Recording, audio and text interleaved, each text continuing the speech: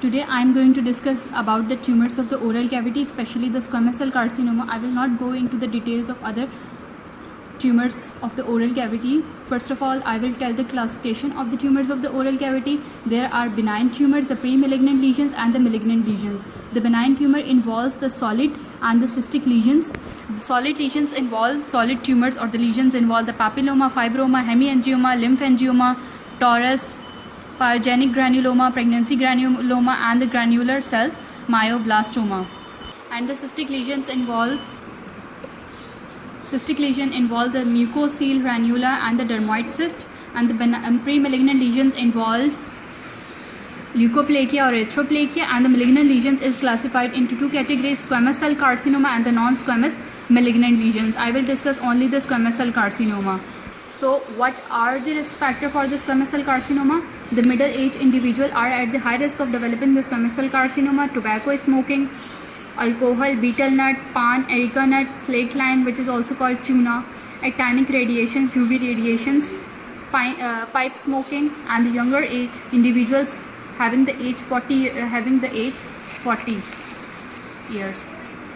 70% of the squamous cell carcinoma are associated with the human papilloma virus 16. Now come to the smoking and the human papilloma virus. How the smoking will cause the squamous cell carcinoma and how the human papilloma virus will cause the squamous cell carcinoma. Smoking will cause the mutation in the p53 and the p63 and non-signaling pathway. p53 is a tumor suppressor gene, and the human papilloma virus will cause the overexpression of the p16, which is the cyclin dependent kinase inhibitor. It will also it has got two proteins, E6 and E7. These are the viral protein which will have the role in the developing of the squamous cell carcinoma. How? E6 of the high-risk human papilloma virus is going to bind with the p53, which is a tumor suppressor gene, and will cause its degradation. It also going to upregulate the telomerase, which results in the cellular immortality. E7 of the lower risk human papilloma virus is going to bind with hypophosphorylated form or the active form of the retinoblastoma. When the retinoblastoma is present in the active state, it will inhibit the cell cycle. The human papilloma virus is protein E7 protein is going to degrade its.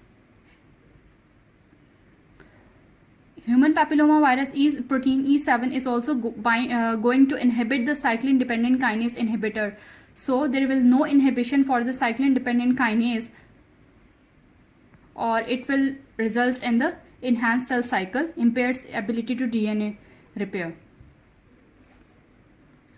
Now come to the morphology of the squamous cell carcinoma. What are the favorite sites in which the squamous cell carcinoma in the oral cavity can be present? Lower lip, ventral surface of the tongue, the floor of the mouth, the soft palate, gingiva means gums. The grossly it appears in the early stages different, and the later stages different form. In the early stages, it will present as a raised, firm, pearly plaques, irregular, roughened, veracious areas of mucosal thickening like the leukoplakia, and in the later stages, it will present as ulcerated and the protruding masses having the irregular, indurated, rolled borders. Histologically wise, it has got the dysplasia, disordered growth. This dysplasia may or may not progress to the full thickness dysplasia before invasion. It is known as carcinoma in situ. If it involves the whole epithelium has got the disordered growth but not invade the basement membrane, this is known as carcinoma in situ. The squamous cell carcinoma is well differentiated or maybe anaplastic, depend on the invasion. How these tumors are going to spread? These will spread along with the submucosa to the muscles, to the subcutaneous fat, then skin. Now come to the classification, TNM classification. If I talk about the primary tumor, T. If I talk about the T1, means the tumor is less than 2 cm, T2 2 to 4 cm, T3 greater than 4 cm. If I talk about T4, and I am talking about the lip, the tumor has invaded the adjacent structure like the cortical bone, inferior alveolar nerve, floor of the mouth, the skin of the face. If it's a lip, then it will invade downward.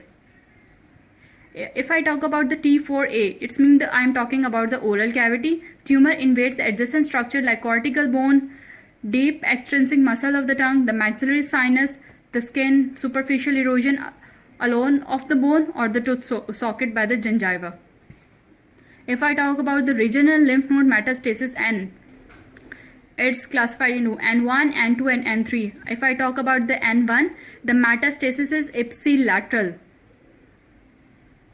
means on the same side. Lymph nodes are involved,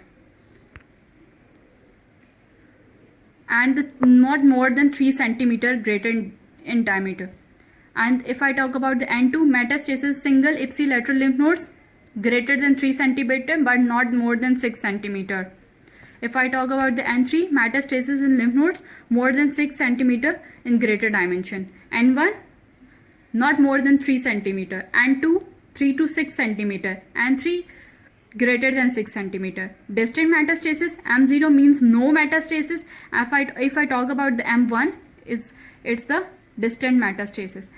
Now comes to the staging of the tumor. It has got the 4 stages: stage 1, stage 2, stage 3.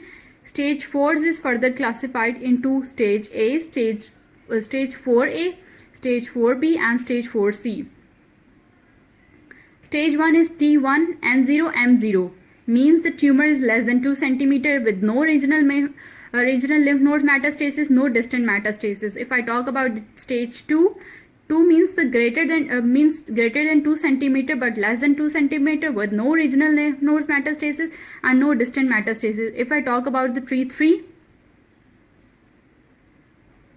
stage 3, T3 means greater than 4 cm, N0, M0. If I talk about the stage 4, A, it may be N0, T4 will be present. Primary tumor will be T4 and the regional lymph nodes may be N0 or M0, N1 or M0, N2 or M0. If I talk about the stage 4B, any T,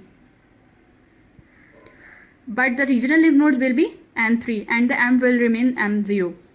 If I talk about the stage 4C, any T, T1, T2, T3, T4, T4A, any N, but the regional distant metastasis will be M1. Now come to the clinical features. If the squamous cell carcinoma is present in the buccal region or in the oral cavity, the early lesion will be asymptomatic. The patient will present with the pain, bleeding, and lesions are the ulcerative and the invasive deeply. Involvement of the buccinator, masseter or the pterygoid muscles, and it will cause the trismus, mean the difficulty in opening the mouth. Fungating mass over the cheek, the foul smelling is a characteristic. Bleeding mass in the oral cavity are the late features. Now come to the investigation. What investigation can be carried out? Biopsy of the lesion, the CT scan and CT scan. What treatment can be done? Treatment is basically depend upon the stages. If I talk about the T1 stage, it means the simple surgical excision. If I talk about the stage 2, which involve the T2 and N0, radiotherapy to the primary lesion if the bone is not involved. If the bone is involved, the maxillary or the mandibular bone is involved, or the infiltration to the muscle, surgery is the treatment of choice along with the wide local excision. If I talk about the stage 3 and stage 4, surgical resection, reconstruction surgery, mucocutaneous flap, or the post-operative radiotherapy, along with the neck dissection if the lymph node metastasis has taken place.